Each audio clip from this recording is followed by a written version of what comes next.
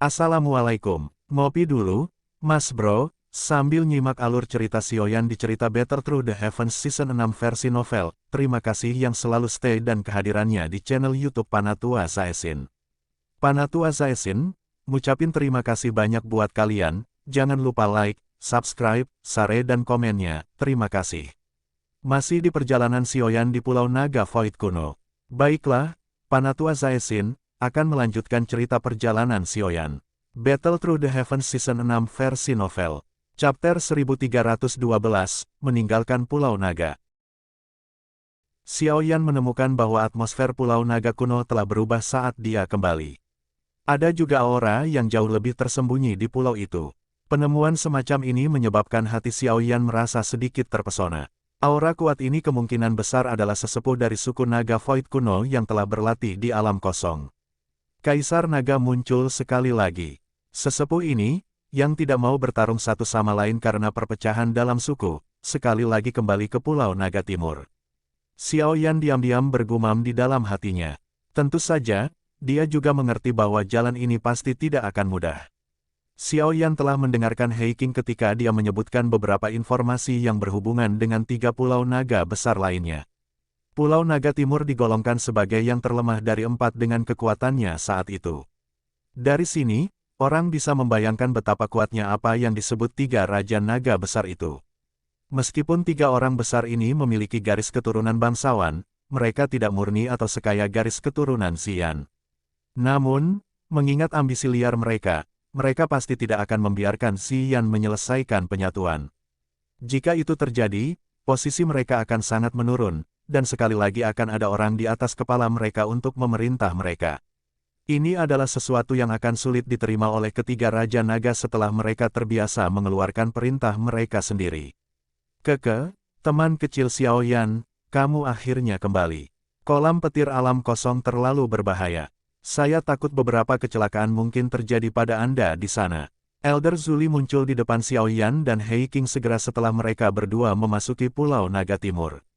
Dia tersenyum pada Xiaoyan saat dia berbicara. Terima kasih atas perhatian Anda, Penatua Zuli. Xiaoyan tersenyum. Dia menangkupkan tangannya ke Elder Zuli dan melihat ke belakang. Ada 2 sesepuh berjubah putih di sana. Kedua sesepuh ini adalah orang-orang yang belum pernah dilihat Xiaoyan sebelumnya. Namun, Xiaoyan mengerti dari aura samar mereka bahwa kekuatan mereka kemungkinan besar adalah bintang ke-8 Dozuns atau lebih tinggi. Keke, keduanya adalah tetua dalam suku Naga Purbaku. Namun, mereka telah berlatih di alam kosong di masa lalu dan baru saja kembali. Penatua Zuli tersenyum dan memperkenalkan mereka ketika dia melihat kejutan di mata Xiaoyan. Salam untuk kedua sesepuh. Xiaoyan tersenyum. Dia menangkupkan kedua tangannya dengan sopan. Kedua sesepuh tersenyum dan membalas salam, cocok dengan kesopanan Xiaoyan. Penatua Zuli telah memberitahu mereka tentang hubungan antara Xiaoyan di depan mereka dan Kaisar Naga yang agung. Tentu, mereka tidak akan merendahkannya. Tuan Muda Xiaoyan, teriakan gembira dikirim dari bawah sementara Xiaoyan sedang mengobrol dengan kelompok Penatua Zuli. Segera, sosok hijau melintas dan berdiri dengan cantik di depannya. King Lin. Xiaoyan kaget saat melihat gadis cantik ini muncul di hadapannya. Dia dengan gembira bertanya, Anda telah keluar dari retret Anda. Iya, itu semua berkat aura naga di dalam makam naga kuno. Selain itu, beberapa tetua naga kuno membantu saya. Baru setelah itu jiwa ular surgawi berkepala 9 dimurnikan. King Lin tersenyum manis. Keke, ular surgawi berkepala 9 dalam tubuh King Lin belum sepenuhnya disempurnakan. Namun, itu tidak akan bisa berbuat banyak setelah ini dan cepat atau lambat akan berasimilasi oleh King Lin. Penatua Zuli tertawa. Mata Xiaoyan menyapu tubuh King Lin. Alisnya segera terangkat karena dia telah menemukan bahwa King Lin saat ini sedikit lebih kuat darinya. Bintang 6 Dozun. King Lin mengangguk. Dia tanpa sadar tertawa dengan suara yang indah saat melihat wajah Xiaoyan yang agak tidak berdaya. Tidak perlu depresi. Murid bunga ular 3 giok hijau adalah murid misterius teratas di dunia. Dia mungkin satu-satunya di seluruh benua yang memilikinya. Selain itu, kemungkinan hanya 1 jiwa ular surgawi berkepala 9 yang tersisa di dunia. Jika salah satu dari 2 hal ini hilang, tidak mungkin kekuatan King Lin melambung, terlebih lagi, dia hanya akan mendapatkan kesempatan seperti itu sekali. Penatua Zuli membelai janggutnya saat dia berbicara. Xiao Yan tertawa getir dan mengangguk. Dia secara alami mengerti bahwa peningkatan kekuatan seperti itu akan membutuhkan banyak kondisi yang sangat keras. Namun, melihat kekuatan gadis ini melonjak hampir 5 bintang akan membuat hati siapapun merasa sedikit tidak seimbang.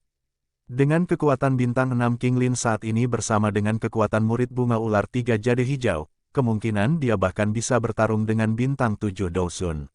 Selain itu, kemampuan penyegelan ular dari murid bunga ular 3 giok hijau pasti telah diperkuat. Saat ini dia bahkan mungkin memiliki kekuatan untuk menyegel ahli Dousun bintang 7 dari suku ular. Petik 2. Xiao Yan menghela nafas. Hatinya telah mendapatkan pemahaman yang jauh lebih dalam tentang murid bunga ular 3 giok hijau. Sepasang mata seperti itu memang layak menjadi yang teratas di benua itu.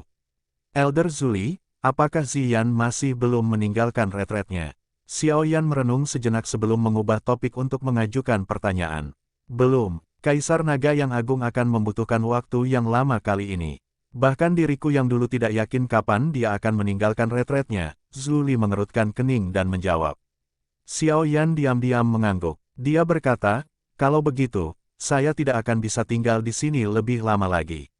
Aku sudah pergi terlalu lama. Guru mungkin khawatir jika saya terus berada di luar. Petik 2. Zuli tidak menghentikan Xiao Yan setelah melihat bahwa dia bermaksud pergi. Suasana Pulau Naga Timur saat ini cukup serius. Itu waspada diserang oleh 3 pulau naga besar lainnya. Sangat tidak aman bagi Xiao Yan untuk tetap di sini. Zuli berpikir sejenak sebelum mengangguk dan berkata, baiklah. Teman kecil Xiao Yan, Anda harus memegang token giok spasial ini. Anda dapat menghancurkannya jika Anda ingin datang ke Pulau Naga Timur saya. Kekuatan spasial di dalamnya akan membentuk terowongan spasial dan membawa Anda ke sini. Zuli mengeluarkan token giok perak yang sangat indah, menyerahkannya kepada Xiao Yan, dan tersenyum saat dia menjelaskan apa yang bisa dilakukannya. Xiao Yan tidak menolak hadiah ini. Token giok spasial semacam ini adalah sesuatu yang hanya bisa dibuat oleh seorang ahli di kelas Banseng. Apalagi, cukup merepotkan untuk membuatnya. Kalau begitu, Xiao Yan tidak akan tinggal lebih lama lagi. Jika ada masalah di masa depan, saya akan melakukan yang terbaik untuk membantu selama masih dalam kemampuan saya. Xiao Yan menangkupkan tangannya ke Elder Zuli dan berbicara sambil menyeringai. Pastinya, bantu aku yang dulu bertanya tentang Yao Chen saat kamu kembali ke paviliun bintang jatuh. Elder Zuli tersenyum dan mengangguk pada Hei Qing. Hei Qing di sampingnya melambaikan tangannya saat melihat anggukan itu. Sebuah celah robek di angkasa saat dia berkata sambil tersenyum, adik Xiao Yan, tolong.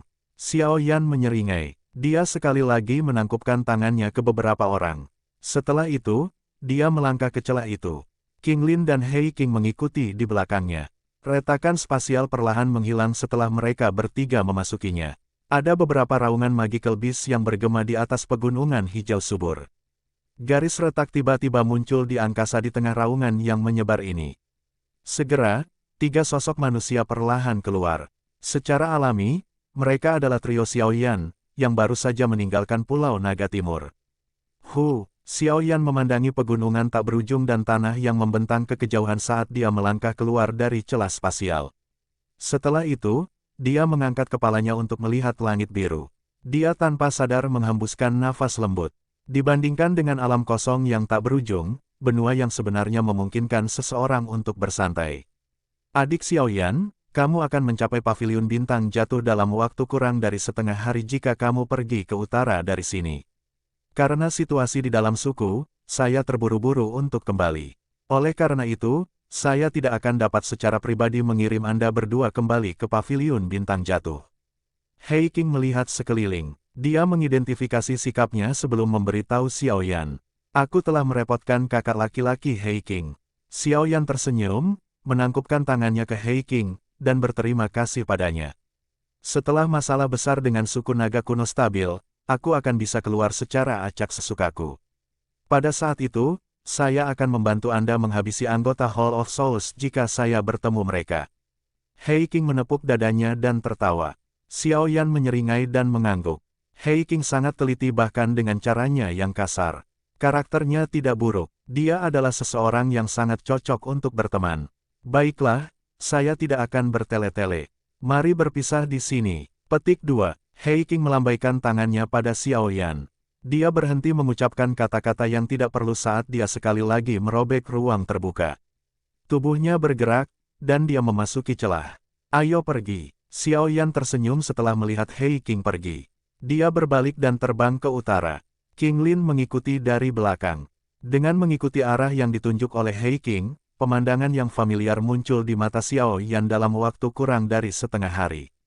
Paviliun bintang jatuh yang tampak megah juga sebagian terlihat di kejauhan. Di dalam aula pertemuan paviliun bintang jatuh yang besar, Yao Lao, yang sedang mendiskusikan sesuatu dengan Feng Zunze, tiba-tiba menggerakkan alisnya. Dia tertawa pelan, mereka akhirnya kembali. Tawa Yao Lao baru saja terdengar saat fluktuasi muncul di dalam ruang aula besar. Segera, dua sosok perlahan muncul dari ruang yang berfluktuasi. Xiao Yan, Feng Zunze sedikit terkejut saat melihat pemuda itu muncul. Syok tiba-tiba muncul di wajahnya karena dia merasakan aura Xiao Yan sedikit lebih kuat darinya saat ini. Sepertinya kamu telah memperoleh cukup banyak dari perjalananmu kali ini, Yao Lao berbicara sambil tersenyum dan tidak terlalu terkejut. Xiao Yan berseri-seri. Dia menemukan kursi di samping dan duduk. Setelah itu, dia menjelaskan situasi umum mereka selama periode waktu ini. Yao Lao dan Feng Zunze mengangguk lembut saat mereka mendengarkan. Tidak disangka kamu bisa berkomunikasi dengan suku naga Void kuno. Yao Lao tersenyum. Dia mengangkat cangkir tehnya dan berkata, saya juga punya kabar baik. Oh, apa itu? Xiao Yan kaget saat mendengar ini. Matanya tertuju pada Yao Lao. Ini terkait dengan Purifying Demonic Lotus Flame. Yao Lao menjawab. Sukacita yang tidak bisa disembunyikan segera melonjak ke wajah Xiao Yan ketika dia mendengar Yao Lao. Bersambung.